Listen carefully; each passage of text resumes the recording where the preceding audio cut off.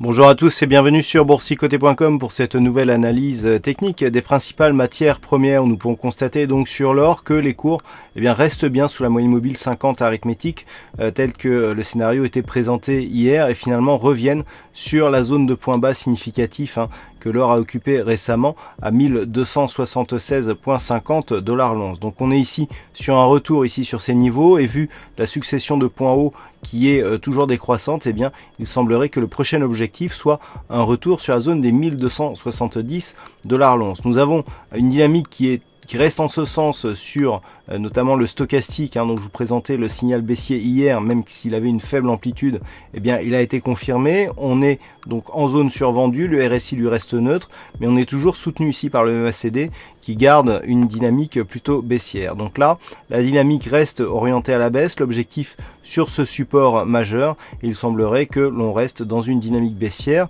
sur l'horizon de temps court terme.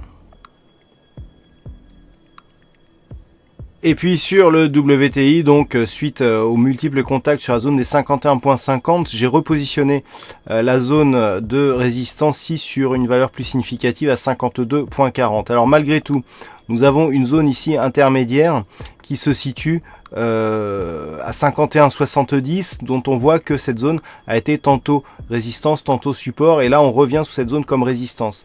Cela colle bien avec la configuration actuelle qui, après avoir évolué ici au-delà de cette moyenne mobile 20 exponentielle, a cassé ici la dynamique. On a cassé donc la bande de Bollinger inférieure, nouveau point bas ici par rapport au précédent. On est revenu ici chercher la moyenne mobile 20 exponentielle et on imprime un nouveau mouvement. Donc on est ici au début d'une dynamique haussière, et même si le rebond ici a provoqué un retour rapide sur la moyenne mobile 20 exponentielle, on reste quand même dans une configuration où la moyenne mobile 50 arithmétique qui agissait comme support est devenue résistance sur les cours actuels.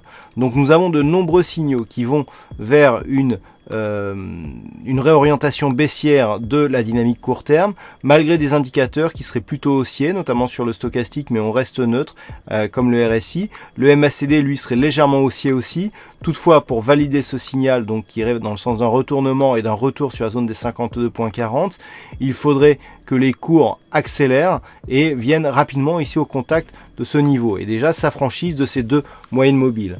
Tant qu'elle reste sous ces deux moyennes mobiles, la dynamique ici est baissière, avec un objectif de retour sur ce niveau intermédiaire des 50,50 $ le baril. Voilà ce que nous pouvons dire sur l'analyse technique de ces deux matières premières. Passez un bon week-end et on se retrouve dès la semaine prochaine pour d'autres analyses techniques, toujours sur le site boursicoté.com.